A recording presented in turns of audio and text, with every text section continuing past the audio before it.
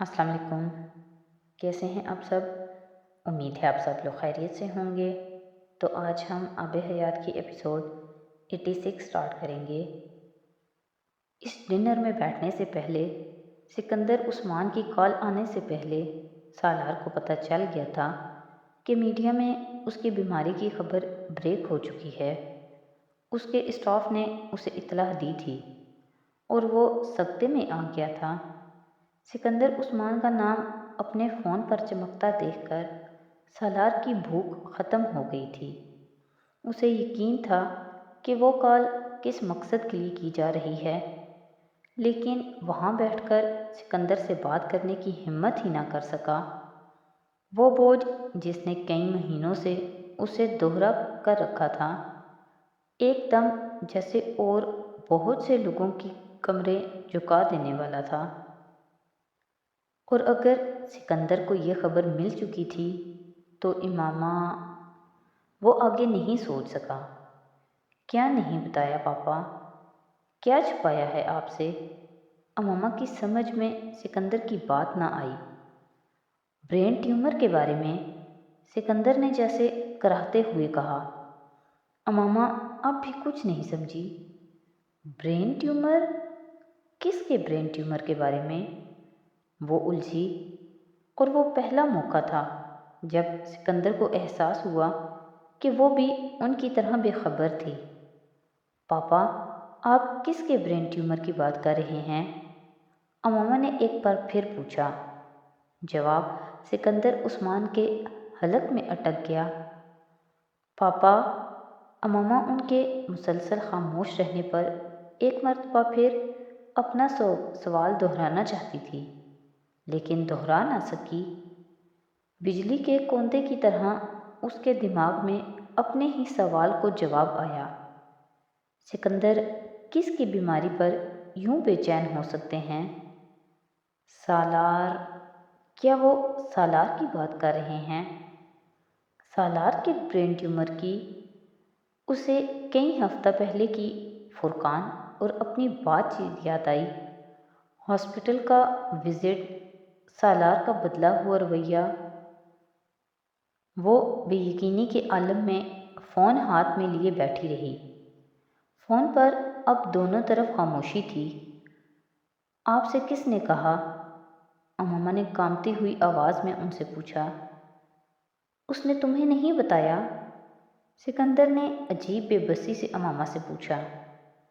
अमामा को इस सवाल का जवाब देने या सोचने का मौका ही नहीं मिला। बाहर हॉर्न की आवाज़ सुनी उसने। मैं कुछ देर में आपसे बात करती हूँ पापा। उसने सर्द पड़ते हाथों में थामे फ़ोन को संभालने की कोशिश करते हुए सिकंदर से कहा।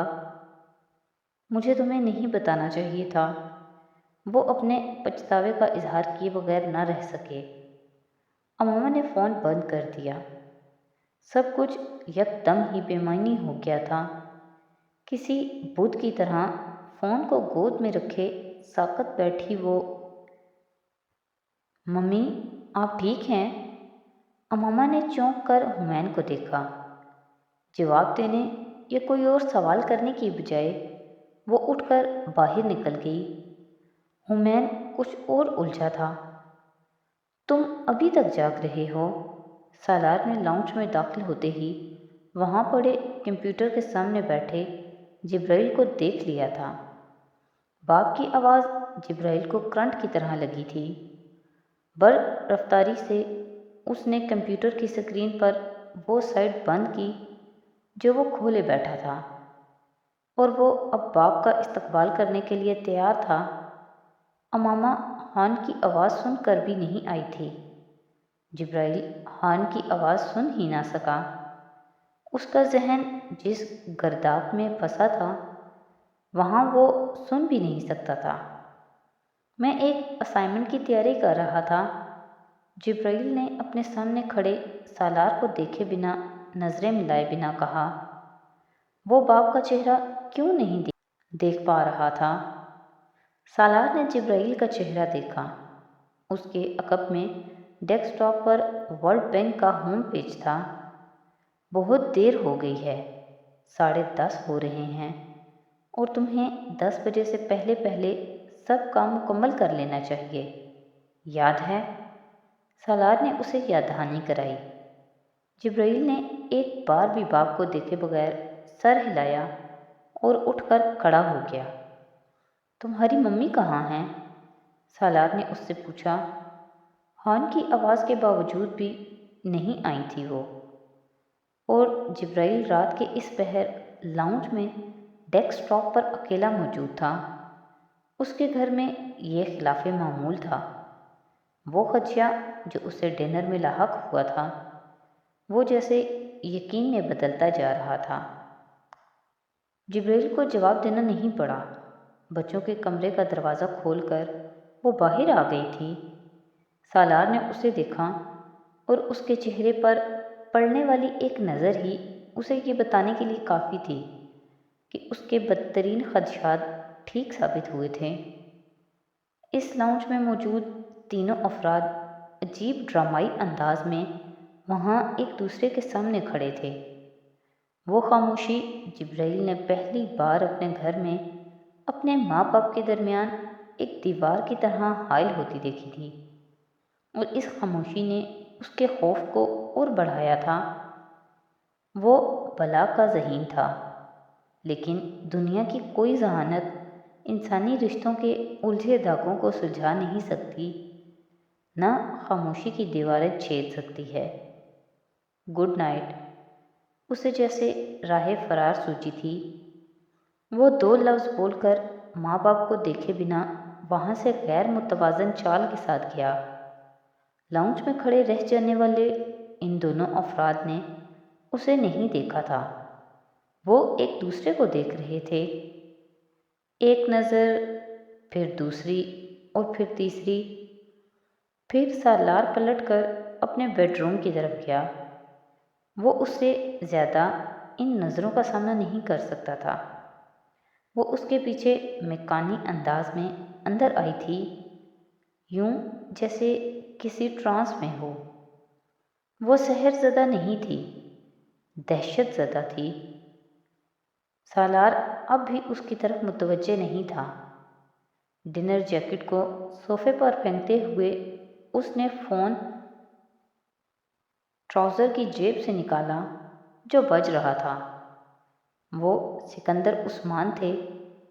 اس کی آواز سنتے ہی سکندر اپنا حوصلہ کھو بیٹھے۔ سالار نے زندگی میں پہلی بار باپ کو روتے ہوئے دیکھا تھا۔ تم نے طے کر رکھا ہے کہ تم ساری عمر مجھے چین نہیں لینے دو گے، سکندر نے آنسوؤں کے درمیان کہا۔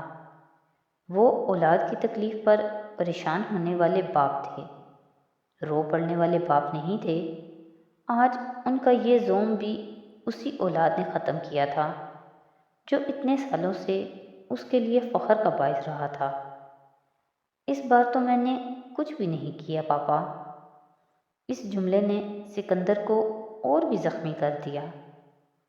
میں اور تمہاری ممی کنشاسا آ رہے ہیں اسی ہفتے۔ انہوں نے اپنے آپ پہ قابو پانے کی کوشش کی۔ پاپا، کیا فائدہ ہے؟ میں وقت نہیں دے پاؤں گا۔ سب کچھ وائنڈ اپ کر رہا ہوں میں یہاں، پھر آ جاؤں گا پاکستان آپ کے پاس۔ اس نے اپنے باپ کو سمجھانے کی کوشش کی۔ وہ ان حالات میں ان دونوں کو اپنے سامنے نہیں دیکھنا چاہتا تھا۔ آپ پریشان نہ ہوں، میں بالکل ٹھیک ہوں۔ ٹریٹمنٹ ہو رہا ہے، آپ صرف دعا کریں۔ ممی سے بات کروائیں میری۔ طیبہ بھی اسی کیفیت میں تھی جس میں سکندر عثمان تھے۔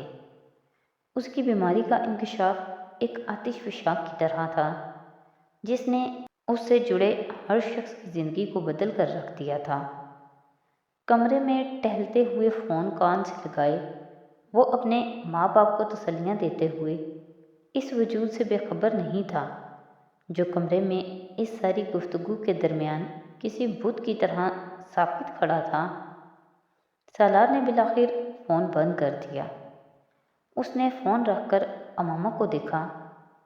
اس کا چہرہ سفید تھا، بالکل بے رنگ، یوں جیسے اس نے کسی بھوت کو دیکھ لیا ہو۔ بیٹھ کر بات کرتے ہیں۔ خاموشی کو سالار نے توڑا تھا۔ اس نے ہاتھ بڑھا کر امامہ کا ہاتھ پکڑا اور اسے صوفے کی طرف لے آیا۔ وہ کھنچی چلی آئی تھی کسی رپورٹ کی مانند۔ تمہیں کس نے بتایا؟ گفتگو کا آغاز بھی اب اسی کو کرنا تھا۔ تم نے کیوں نہیں بتایا؟ سوال کا جواب غیر متوقع تھا۔ ہمت نہیں پڑی۔ جواب نے امامہ کی بھی ہمت توڑ دی۔ وہ کم حوصلہ تو کبھی نہیں تھا، تو کیا وہ خبر اس بیماری کی نوعیت اس حد تک خراب تھی کہ وہ کم ہمت ہو رہا تھا۔ وہ اسے دیکھے بنا جوتوں کے تسمے کھولتے ہوئے اسے اپنی بیماری کے بارے میں بتا رہا تھا۔ ٹیومر کی تشخیص، نوعیت، ممکنہ علاج، متوقع مضمرات، وہ دم سادے سب کچھ سنتی گئی۔ تم ٹھیک ہو جاؤ گے نا؟ اس نے ساری گفتگو کے بعد اس کا کندھا دونوں ہاتھوں سے پکڑ کر منت والے انداز میں پوچھا تھا۔ وہ جواب ہی نہ دے سکا۔ امامہ تم جا کر سو جاؤ، اس نے اپنے کندھے سے اس کے دونوں ہاتھ ہٹاتے ہوئے کہا۔ وہ اپنے جوتے اٹھا کر صوفے سے اٹھ جانا چاہتا تھا، لیکن اٹھ نہ سکا۔ وہ اب پھوٹ پھوٹ کر رو رہی تھی، بچوں کی طرح اس کے کندھے سے لگی۔ وہ اسے سونے کا کہہ رہا تھا۔ نیند تو ہمیشہ کے لیے اب اس کی زندگی سے چلی گئی تھی۔ وہ جو ایک گھر اتنی مشکل سے بنایا تھا وہ ٹوٹنے جا رہا تھا۔ سائباں ہٹنے والا تھا اور وہ اسے کہہ رہا تھا کہ وہ سو جائے۔ وہ اس سے لپٹی ہچکیوں کے ساتھ روتی رہی۔ وہ مجرموں کی طرح چپ سر جھکائے بیٹھا رہا۔ میں رپورٹس دیکھنا چاہتی ہوں، وہ روتے روتے یکدم بولی۔ سالار نے ایک لفظ کہے بغیر اٹھ کر کینٹ سے فائلز کا ایک پلندہ لا کر کیبنٹ سے فائل کا ایک پلندہ لا کر اس کے سامنے سینٹرل ٹیبل پر رکھ دیا۔ وہ کپاتے ہاتھوں سے رپورٹس دیکھنے لگی۔ دھندلائی آنکھوں کے ساتھ وہ ان کاغذات کو دیکھتے ہوئے جیسے یہ یقین کرنا چاہتی تھی کہ کچھ اور تو نہیں جو وہ چھپا رہا ہے، کوئی اور بری خبر۔ پیروں سے باقی ماندہ زمین بھی نکال دینے والا انکشاف۔ ہر کاغذ اس کی آنکھوں کی دھند کو گہرا کر رہا تھا۔ فائل کو بند کرتے ہوئے اس نے سالار کو دیکھا۔ میڈیکل سائنس غلط بھی تو کہہ سکتی ہے۔ سالار رندی ہوئی آواز میں کہے گئے اس جملے پر ہنس پڑا۔ وہ غلط آدمی کو غلط جملے سے امید دلانے کی کوشش کر رہی تھی۔ ہاں، سائنس غلط بھی کہہ سکتی ہے، ڈاکٹر کی تشخیص اور علاج بھی۔ اس نے امامہ کی بات کو رد نہیں کیا تھا۔ وہ اس کی اذیت کو اور بڑھانا نہیں چاہتا تھا۔ تم ٹھیک ہو جاؤ گے نا؟ اس کا بازو ایک بار پھر تھاما گیا تھا۔ سوال دہرایا گیا تھا۔ اگر میرے ہاتھ میں ہوتا تو ضرور، لیکن یہ اللہ کے ہاتھ میں ہے، اس لیے انشاءاللہ۔ وہ پھر ہچکیوں سے رو پڑی۔ اس بار سالار نے اسے لپٹا لیا۔ وہ مرد تھا، رونا نہیں چاہتا تھا، لیکن جذباتی ہو رہا تھا۔ امامہ تمہیں بہادر بن کر اس سب کا مقابلہ کرنا ہے۔ وہ روتی رہی۔ سالار اسے ساتھ لگائے تھپکتا رہا۔ تم ٹھیک ہو جاؤ گے، اس نے جیسے خود پر قابو رکھتے ہوئے کہا۔ تم پھر سوال کر رہی ہو؟ سالار کو لگا اس کی ذہنی کیفیت ٹھیک نہیں۔